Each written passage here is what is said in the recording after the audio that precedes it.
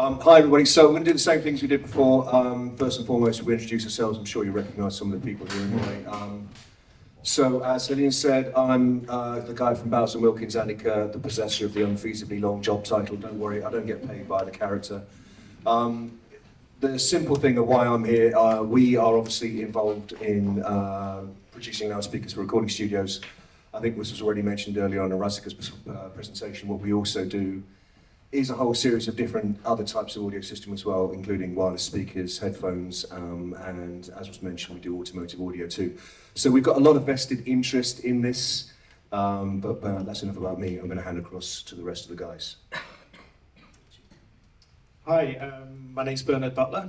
What am I up to there? I'm an artist up there. Probably the best all-round thing, as pretentious as it is.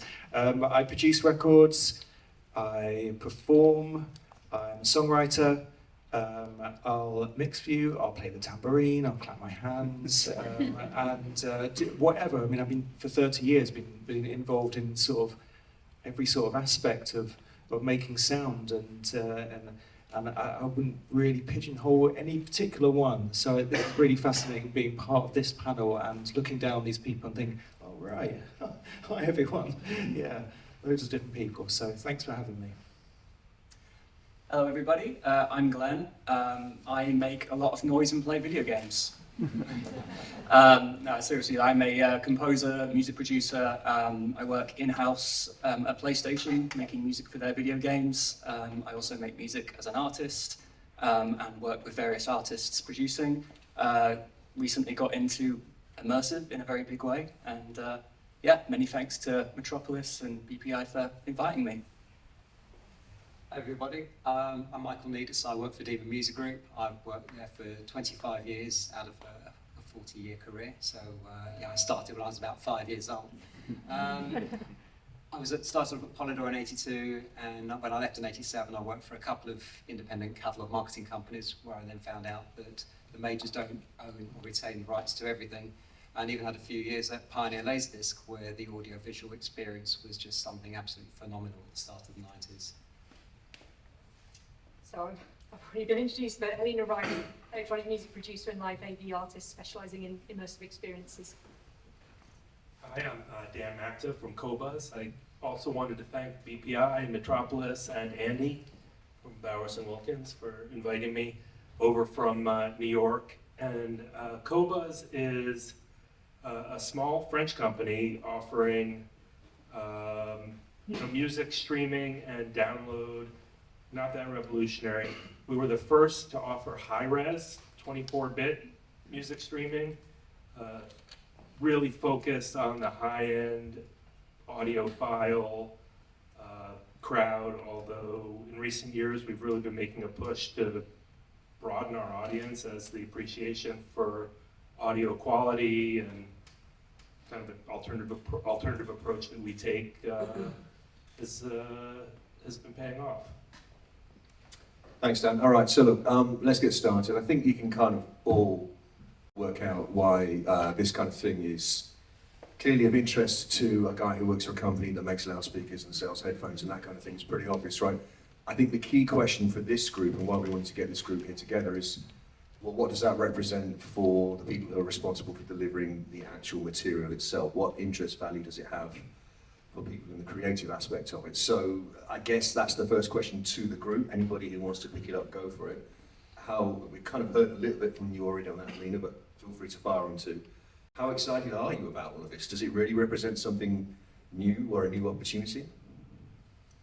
I thought I'm extremely excited by it. I think, like, artists, it's, you know what it is? It's a new medium for being able to tell stories. And I feel like that is something that, at its core, it's what artists try and do, right? Or they try and make you feel something, whether it's with a video game or a film or a score, or whatever it is. They try and make you feel something, right? And it is a new medium that helps you do that, okay? It doesn't necessarily work for every genre, but for some genres, it can really, really enhance what's going on. And the example I always like to give to people is think of something like, Bohemian Rhapsody, you know, Galileo, Galileo, Galileo, Figaro, da da da da, like that going all around you is like, you know, I I'm not going to say that, you know, Freddie Mercury was predicting the future or anything, but maybe he was. Wouldn't put it past him. But that's, you know, works so beautifully in that context. And yeah, as an artist, I think it's so exciting. It's so exciting. I think from a perspective of immersive audio, it's definitely about content, and for the future, it's really exciting. And anything that's new that's being recorded and produced is now for the future. But from my perspective and many other labels' perspectives, when there's a vast amount of back catalogue, they weren't recorded with Dolby Atmos in mind. What can we do with back catalogue? Because not every album entirely is going to be suitable for immersive audio. However, there are going to be tracks within those. For example, Donna Summer, we look after her later recordings, her later period. And the first album that she did for the then Geffen label was produced by Giorgio Moroder and Pete Bellotti. And it was a real departure from her Casablanca Records period, because the album has rock, pop, dance. There's the chorus of a track that could have been performed live at CBGB over in New York. There's inspirational, there's gospel, and to be honest, none of those really will work. But there's a track on there called Grand Illusion, and that's an incredible soundscape with Moroder and Bellotti pushing those sliders with Donna's ethereal vocal. It's just magical, and you can hear, as Ben was saying, about the sound just all around you. That would work. In fact, we took the track and remixed it a couple of years ago and gave it a poolside feel with British songwriter, artist, producer LaFlex. And it just took it into another level and recreated interest in the original song. So I think you're going to find great albums, but would it be great for immersive audio? But there's definitely tracks within those you can find that could definitely work and start the format for something a little bit more different and exciting. I was going to say, Qobuz, you know, like I said, we're a small company with limited engineering resources. So even though we were approached very early on by Dolby Atmos and Sony to integrate those immersive formats, today we don't offer them. We are planning to get Dolby Atmos up and running in the next year, but it's actually, you know, somewhat large engineering project for a little company like ours. We did do a project with another immersive format. It's THX Immersive Audio, and they primarily work in the video game world, but they did, you know, their format is not a special codec. It didn't require any, you know, rendering or you know, decoding on our end. So I didn't have to get the engineers involved. We just delivered it as a regular two channel. And we put some artists in the studio to create original tracks with this format in mind. And, you know, it was cool. It only works in headphones. And to me, I wouldn't go so far as to say it's a gimmick. It is definitely interesting and definitely cool. And there are artists who are working natively in these formats. That's a completely different story. The challenges come up as Michael was saying, when you're dealing with catalog and things that are being remixed or, you know, recreated in these immersive formats that are, you know, potentially questionable in terms of the artistic choices if the original artists aren't involved. You know, when I'm listening to what's going on, you know, I don't want to hear the backing vocals behind me. But you know, that's also a matter of personal taste to some degree. But Qobuz is going to integrate these immersive formats. There is demand for them from consumers. It's not an exact overlap with the audiophiles who initially demanded high-res 24-bit streaming. You know, Dolby Atmos is definitely a format that is, you know, I think popularizing and making the idea of immersive, you know, more available to everybody. You know, audiophiles, these, you know, real hardcore crusty guys probably turn their noses up at it to some degree if it's not exactly what the artist intended. So as an audiophile focused service, we grapple with that a bit. Bernard, you want to comment on that? I mean, the thing about what the artist intended is really interesting, because quite often the artist isn't there. and quite often the artist will be dead, for example. And I think as a creative person, my creative mind says that just because I don't want to hear something in a certain way, or I don't want something to be adapted in a certain way, doesn't mean that another human being somewhere at some point shouldn't be allowed that adaptability. So I kind of question that idea, even though it would be really irritating to me as the artist, as to any of them. I just don't like the idea that you close the door.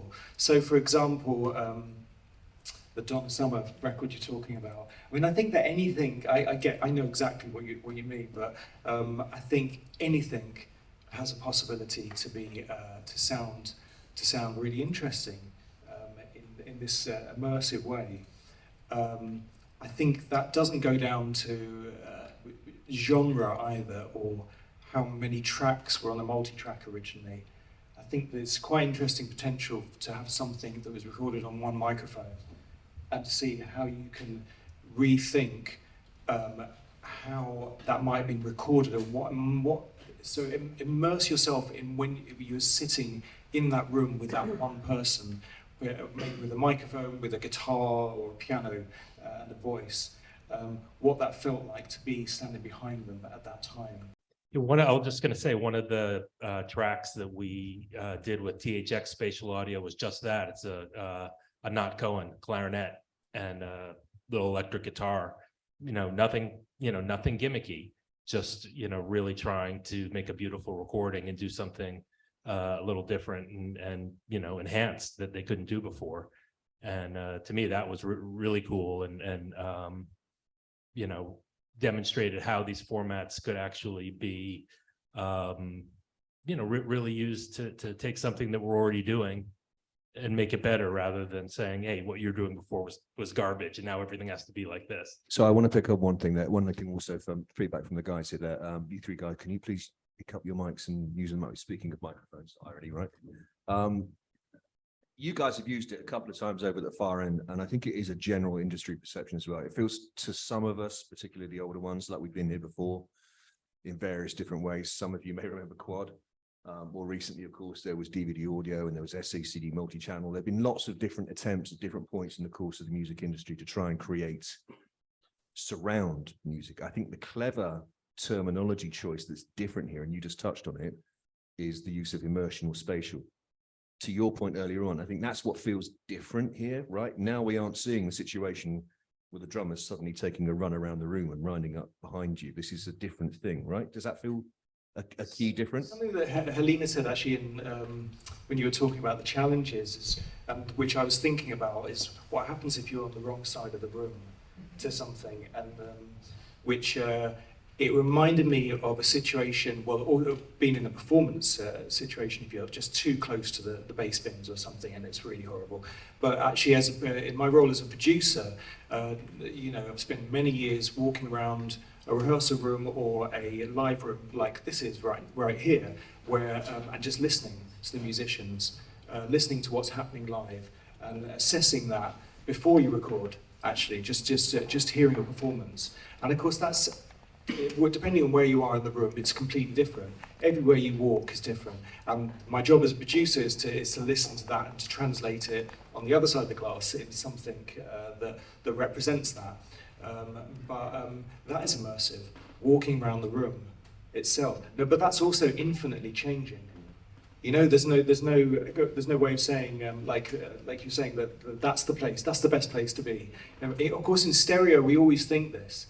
We'll always tell you that find the sweet spot of your equilateral triangle, between those two speakers, and that's exactly where you listen to music. That's the only way. And then you go around to your mums, and where are speakers? There's one behind the kettle, and there's one down there on the floor, and that's the reality of how she's listening to music. Or whoever, your friends or whatever, and so actually it kind of goes out the window how we've been listening in this very perfect sweet spot way. It is always immersive. Actually, if your mum's got a big kitchen and it's echoing around, that's immersive. It's changing all the time. The sound is always changing. So in a way, this idea really is truthful to that idea that's always been there. But we don't really accept that. When we're making records, we don't. We sit the mastering engineers who are all gone, but they sit at that perfect sweet spot with their fantastic Bernard and Wilkins speakers, and it will always sound amazing until you get around to your mum's, and then it's, oh no. Well, I think it's like the reason it feels different is it's not conceptually, it's not new. Okay, you mentioned quad, surround sound, you know, that's been around for a very long time. In fact, that's been the industry standard in film and games for a very long time, maybe a bit longer in film, but we're catching up in games. So the concept is solid, okay? You know, we hear in 3D, that's how our ears work. It's how we've evolved. We evolved as human beings. We survived, others died because we can hear behind us and above us and around us. You know, that was very useful back in the day because it meant you could hear a tiger crawling up behind you. So our ears are incredibly sensitive. This is how we hear all the time. In fact, people, you kind of get used to a little bit like you're hearing right now. If everyone here closed their eyes and turned around, and you could still hear me speak, but I'd be coming from behind you rather than in front of you. You wouldn't question that. That's just normal, right? That's just how we experience sound every single day. So as artists, why would we not lean into that? You know, there was the revolution of mono to stereo. Hey, we have two ears. Maybe, you know, maybe two channels of audio make more sense than one, you know, and it feels like a very similar thing. So the concept has been there. The concept is solid. It's not going anywhere. The thing that's different this time feels like the technology. The technology is enabling it. You know, you don't need 5.1 system. You don't need 7.1. You don't need, as engineers and artists and mixers, you don't need, you know, an enormous console, although it helps. You don't need incredible, crazy, expensive technology to create or listen to it. It's become way more accessible for everybody. And that's why I think this time's different. If I can just come in on here as well. I mean, we haven't really discussed how you listen to it. You know, what's the best format for it? Is it to consume an album, to listen to an album from beginning to end as the artist and the band recorded it and wanted to be?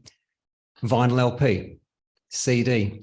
We've been seeing all these pieces of hardware, which is based on streaming and download. But we all know the quality of the audio that's uploaded to the systems are high quality WAV, which is maybe, was it 1400 kilobytes per second. Most of them, for example, Spotify is about 320. The output is so much lower. So although you think you're going to get a much higher quality, you're actually not going to get as high quality streaming and listening in a car when you really should be listening to the nuances of how something sounds when you should be concentrating on the road. But the same thing is it's coming from your Apple CarPlay, which again is got something that's going to have a much lower kilobyte per second. So what is the best format to immerse yourself in an immersive audio piece of product? Well, it feels like I need to pass that one to Dan first and foremost to talk about the Qobuz opportunity there, right?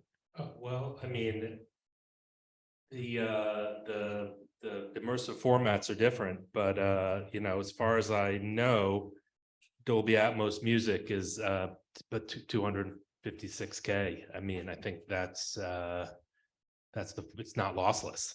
So putting that aside, like I said, it's not necessarily for the hardcore audiophiles, but you know, when a streaming service offers it, the reason that it's a tough lift is that we have to be able to serve the proper, you know, I don't even know, you know, we have to be able to detect what kind of speaker you're listening on so that what you get and what gets decoded on your end is correct for your hardware setup.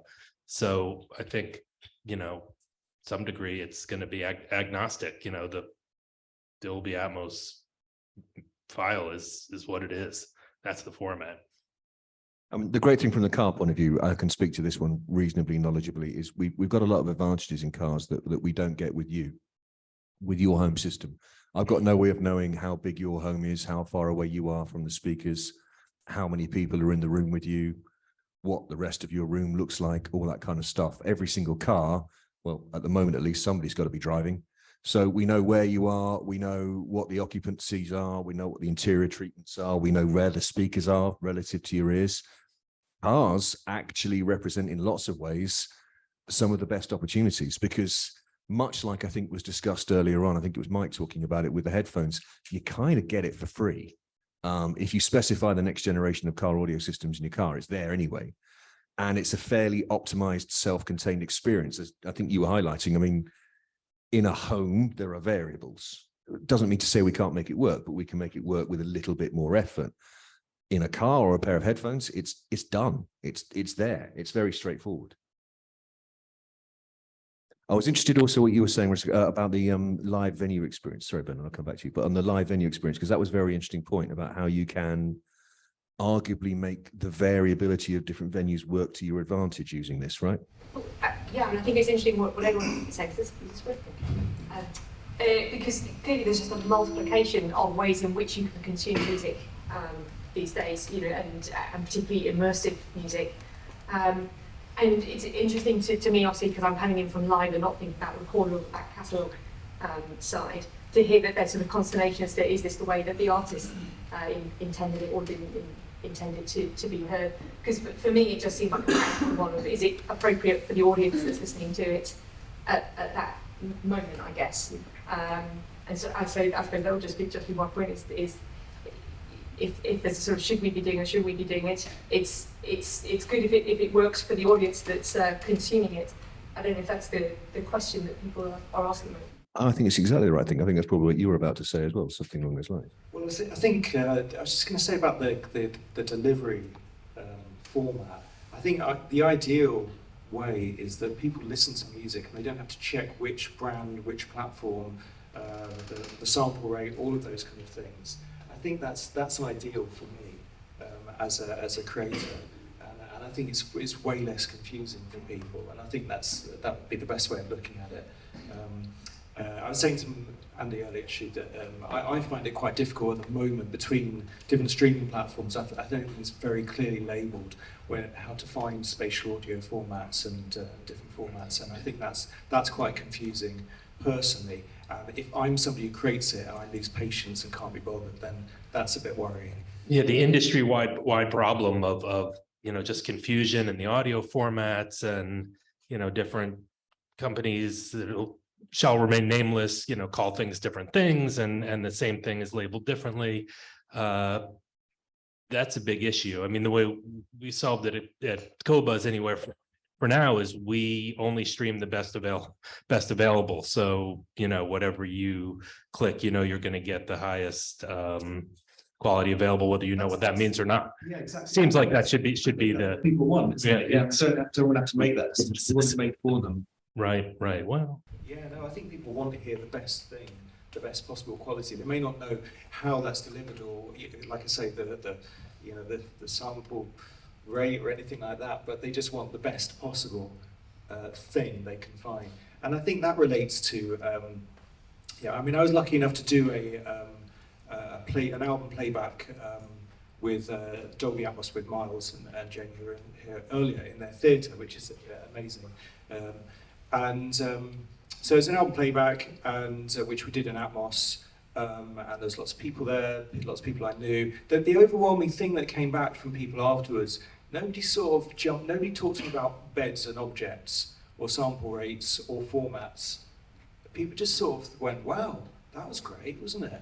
I mean, beyond the music, obviously, they were probably lying about that, but just actually the experience of being in a room where it's like a theatre, a bit bigger than this, but it's a cinema theatre, and if you just sat in the middle and played any music that was in Atmos, it sounds amazing. I mean, it's a beautiful experience. Even if you don't like the music very much, you could probably you'd go, wow. So the overwhelming thing, I always try and think of the pure response people have, and to take away the nerdology of it at their end. And I think people think in emotional terms, as you quite rightly pointed out, and it's making that emotional connection, making something that moves people. And if people say, wow, and they don't really know why, I think that's actually a really nice thing. That's one of the great mysteries of art is that we don't know how something took place, or it makes us think about how it took place or why it took place, and we also think about why it moves us, why it's doing something to us. We don't necessarily want that answer written down. We don't really want to read an essay about it. We just want to have that question going around our heads as we're listening to it. And the great thing about music is most of the time you can't talk while it's happening, which is what I've always loved about it.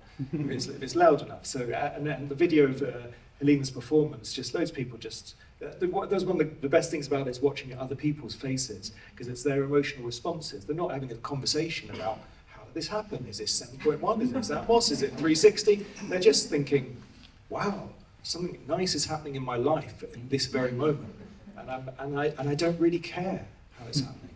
So, I guess the job of everyone here is to make that connection in this most simple way.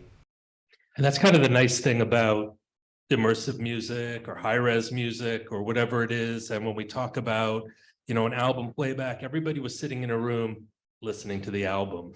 The album wasn't on in the background while they were working out. The album wasn't, you know, it's a different kind of listening. And I do think that these formats are helping to bring that back or bring that forward and give people a reason to stop and really listen to the music, which is something that is super beneficial for the world, in my opinion. I guess that's especially true in your world, right, Glenn, where people can't do anything but concentrate while they're doing what they're doing.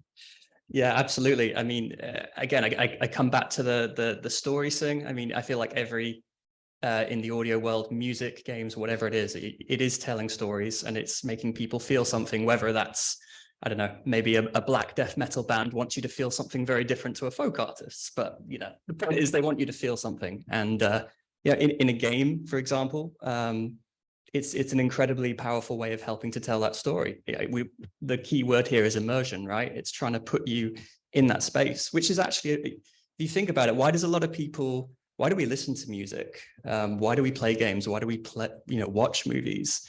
You know, I feel like as a creator in these mediums, like I'm kind of offering people a bit of an escape from their day-to-day lives. You know, not to say that, you know, there's anything wrong with you don't have to have something wrong with your life to enjoy it. But what I'm trying to say is these things do act as a beautiful way for people to escape and have an experience, I guess, a music experience, a game experience, whatever it may be. And again, immersion, it's part of our DNA, it's part of our biology, and it makes complete sense. And I think to add to that, I mean, interesting coming from the gaming world, and obviously I'm starting to move into metaverse and VR. These things, they're still in their early days, but they're going to be everywhere, ubiquitous, really. So in terms of immersive audio, that's just a huge stream of media that's just undeniably going to grow in the future. So from the sense, it's really interesting because with their two perspectives of thinking about immersive, the historical catalogue, and then thinking about immersive of what's going to happen in the future. So it just feels like immersive is just embedded and it's here to stay for everything that's future facing, I would say. Yeah, I think it's a hard one because I've heard various terms get thrown around. I've heard the word gimmick. I've heard the word with upmixing and various things like this. And I think the one thing that's really key here is I don't think is why are you doing this? Why are we going to adopt a spatial format? Why should an artist do it? Why should a label do it? Why should a consumer listen to it? And I think it offers a medium, it offers something, right? I don't think it should be done just for the sake of it, just for, right, this is the hot thing, or this will help with X, Y, and Z. Let's just do an Atmos mix of it, or a Sony 360 mix. It's something that it's a tool, it's a medium that can be used, and it can be extremely powerful and extremely expressive. I think mix engineers, I think artists, producers, mastering engineers, it's all a beautiful mix of art and science to me. There's right and wrongs that have kind of been evolved through convention, but ultimately there's a lot of creativity there. There's a lot of humanity that goes into there.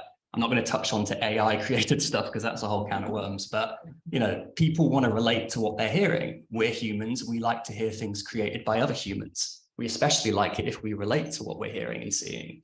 So for me, that's where this process comes in. It shouldn't just be, let's just have an algorithm, or let's just randomly place things here, there, and everywhere. It's having some intention and a point to what you're doing. I think also the key to unlocking it is to make the vast amounts of back catalogue that is available, to make them available. But for any major independent company to invest in Dolby Atmos versions, you know, I think there should be probably open days to actually get to see what the process is, how much it's actually going to cost, because is it going to be track-based? Is it going to be album-based? You know, if it's a catalog album that you think, yes, you really should do well, but you're only going to have a finite quantity, and then you look at the cost and you think, well, it's going to stream and you're not going to get that much coverage or return on investment just by streaming. You want to have something that people, something tangible, but listen to it in a different way. And I think if the cost marries with the type of project you're going to put out, and I think it's really got to be selective to start with, rather than just throwing everything at it, such as we've seen with vinyl the last 5-6 years, where everything does come out on vinyl without a real reason for it. And I think if people are more selective, I think it's really going to suddenly grow that market, because people have to think, will this album work in this format? Yeah, and I think some of that relates to what Dan was saying a while ago as well, right? I mean, the only way this works is if the experience that you get is in some way enriching or rewarding. I think the worst thing that you can possibly try to do is serve the needs of catalog just by, for want of a simplification of the process, pressing the spatialize button and turning it into something else. But of course, as you were saying earlier on, I think a lot of performers, in my head anyway, recording in earlier periods of time, wanted to take on board the opportunities of creating some more immersive environment, and the technology limited them, and the choices that were available to them limited them. So doesn't mean to say everybody, just to be clear, but I think there's actually quite a lot of inventory out there that will lend itself quite well to moving into this. It's just partially about the throughput through guys like you over there. Yeah, absolutely. Completely agree. That's not to say that previous catalog wouldn't. I think it's an interesting debate, because it is an art, and you're, especially with heritage, you know, you're talking about some of the most beautiful, incredible music and just pieces of art that have ever existed, right? It's like, you know, taking the Mona Lisa and breaking it apart into 3D or something. It's hard to conceptualize that. It's like, okay, what would the artist have wanted in that case? I think wherever the artist is available, I would massively encourage to try and get them on board, or the artist to stay, or someone that was familiar with the original thinking at the time, because I think it's very important that you try and honor that wherever you can. Because there is a lot of catalog that would work extremely well. The most recent one, I guess, was Revolver, that got remastered. Again, we mentioned earlier the AI technologies of extracting stems and everything, and you know that's wonderful, because previously that was a catalog that, I say a catalog, I don't like referring to it as a catalog. It's one of the greatest albums ever written. The way it was recorded just meant that, hey, the Beatles, they were just stood in a room and it was all recorded in one go, and that was it. You didn't have the option to extract them. But now technology's evolved, and they were able to do that. They were able to extract the parts and do a meaningful, you know, not gimmicky, but a meaningful remaster. And they created an immersive experience from it. I think, yeah, Giles Martin was involved. So I feel like he and various other Beatles people that were involved, original engineers, they were all part of the process, and very, very, you know, protective of that catalog, rightly so. But I think that was a perfect example of where it can work extremely well. All right, so we're going to go to the questions in just a minute. Just before we do that, I'm going to give everybody, start down at the far end, Dan, just your kind of final viewpoint. Are we saying we're happy about the future, we're excited about the future? What's our general perception of how things are going to go? I'm happy and excited about the future. I think everything is going to go great. Don't worry, it's all going to be fine.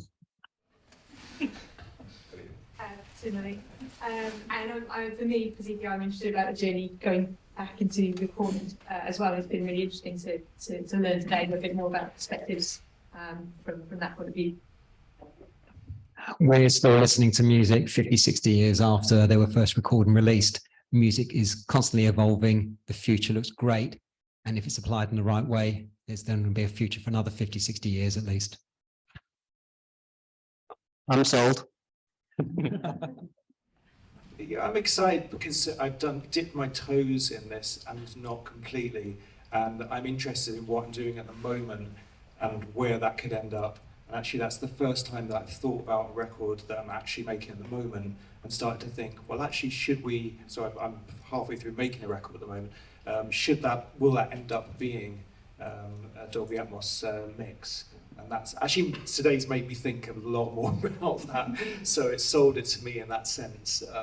I'm always excited by looking at anything that changes our perception about how we hear things, and also as artists about how we are enlightened by how other people hear what we do and view it and think about changing it. So I like that. And from my point of view, and I mean, this is probably maybe the slightly surprising one, right? Stereo isn't like sacred. It's not the only thing in audio. It's one of several different ways that we've had over the generations of listening to audio, and we're about to move into the next. And every time you listen to a stereo recording, the experience that you get has been to some extent been decided for you by a combination of the creative people that are responsible for laying it down and the people working in the recording studio deciding how and when it's going to get mixed and how it's going to be presented. So I think embracing what the future has to offer is just allowing more potential for those two groups of people to get you closer to the sound that's inside their heads. And that's kind of the point, right? Oof, that was a panel and a half, wasn't it? I think we can safely say the future is exciting, unless you're playing music behind your kettle at your mum's. Okay, so finally, we've come to our last talk, and I'd love to welcome our last speaker, Richard Berkey from Future Phonic Studios. Richard is going to end today with a look at the future of immersive and what we might want to consider as we move forward. Please take the stage, Richard.